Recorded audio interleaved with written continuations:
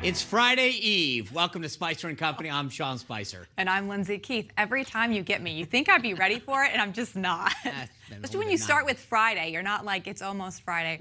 Anyway, since he first got elected to the Senate, Sean, 47 years ago, Joe Biden has always portrayed himself as regular Joe. The media has called him a man of the people, and he's been given nicknames like Middle Class Joe. I think he calls himself that as well, and Amtrak Joe for riding the train to work every day. Well, that's right, Lindsay. But for someone who's supposed to be just an average blue-collar guy, the people in his inner circle, especially family members, have done awfully well during this nearly 5 decades that he's been in public office. Check out this headline from Politico in 2019. Biden, Inc. Over his decades in office, middle-class Joe's family fortunes have closely tracked his political career. Well, we are going to take a very, very close look and deep dive at Biden, Inc., the web of people who are connected to the president-elect and their business deals in just a few minutes. But first, President Trump's new acting attorney general, Jeffrey Rosen, declined to say today whether he will order a special counsel to look into Hunter Biden. According to some reports, the White House has been pressuring the Department of Justice to do just that. But earlier today, the president sent out a tweet and denied those claims. He tweeted, "I have nothing to do with the potential prosecution of Hunter Biden or the Biden family. It is just more fake news. Actually, I find it very sad to watch." So where do we go for here? Because there is somebody who is looking into this. Let's ask the editor-in-chief of Just the News, the author of the book Fallout, John Solomon. John, welcome to the show. Great to have you back. Great to be with you. Yeah, right. Good to be with you. So you saw Jeff Rosen says that he's declining to say whether or not he'll investigate Hunter Biden. You guys have been dogged on this trail here. Where does this go from here now? Listen, all the reporting I've done indicates that there is a very advanced, far-stage criminal investigation. In fact, the notification, when you're focusing on a target like Hunter Biden, usually the notification that you're under investigation comes late in the process when they're getting ready to perhaps indict you or to approach you about a plea deal or settlement. So all I'm seeing is that that this is in the end stages of a long investigation that began remarkably in 2018. We didn't know it. Imagine if we knew that during impeachment or before the election. That would have been helpful. But I think this is an advanced case. It's looking at taxes, money laundering, maybe some FARA issues, foreign influence issues. And Hunter Biden is one of the people they're looking at. I would not be surprised if charges were levied before President Trump left office. I think the investigation is at a far enough stage that you might not need a special counsel. The indictment might already be forthcoming. That's interesting because I agree with you. I think if he doesn't get charged now, I am concerned that a Biden DOJ watches this under. Are you not concerned, but do you think that there's any link between what Hunter Biden has done and his dad, Joe Biden? Well, listen, we know he used his dad's name as a calling card for 7, 8 years, going all the way back to 2009 when we saw the first emails in Ukraine. Just look how closely the behavior of the vice president and his son merged. And April of 2014, Joe Biden goes to Ukraine and says, "You guys in Ukraine, if you don't want any more Russian intrusions, start building a gas industry." 2 weeks later, what happens? Hunter Biden gets put on the board of the largest gas company. It's almost as though Joe Biden opened the door for the offer. In 2015, when Hunter Biden's boss at the Ukraine company is under criminal investigation, there's stories out there, he's in trouble, he's corrupt, the State Department's corrupt, alleged he's paid a bribe. Joe Biden comes in, he's going to give a speech and make some comments, and the talking points are, don't call Zlochevsky corrupt like everybody else. Just avoid calling him corrupt. He did everything that Hunter Biden needed to do to score those millions in dollars that he got from a corrupt Ukrainian oligarch.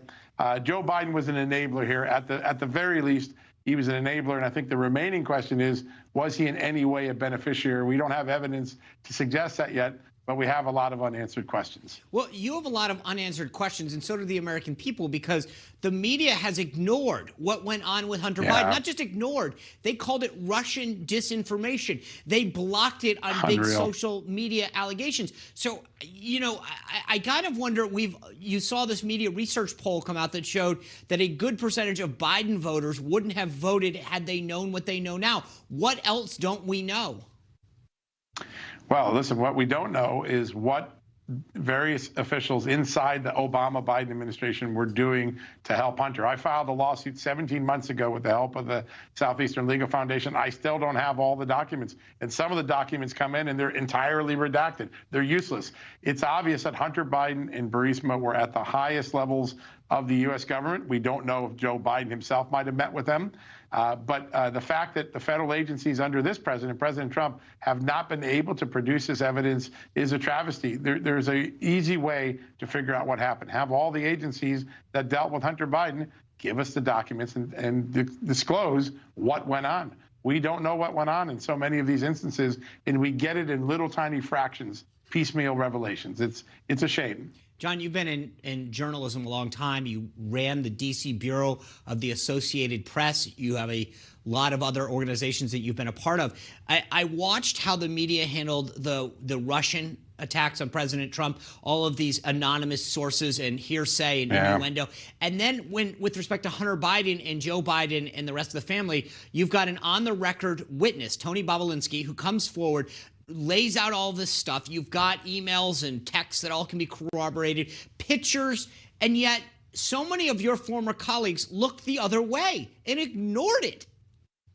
Well, they did more than play ignorance. They, in many cases, went on offense to destroy people like myself, or try to destroy people like myself, to attack us for you're a conspiracy theorist if you think Hunter Biden did any wrong. Well, guess what? The State Department thought Hunter Biden had created an appearance of a conflict of interest that undercut U.S. policy. They believed while Hunter Biden was on the board, that company made not one, but 2 bribes to Ukrainian prosecutors. It wasn't a fiction. It wasn't a conspiracy theory. It was true all along.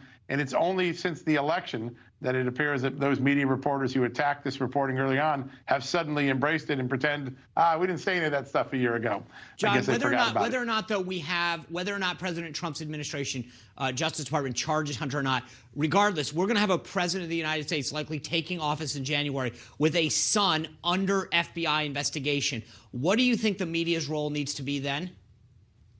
Listen, to just honestly report the facts. They haven't done that very well for much of the last 4 years. They didn't do it during the Russia collusion case. They didn't do it during impeachment.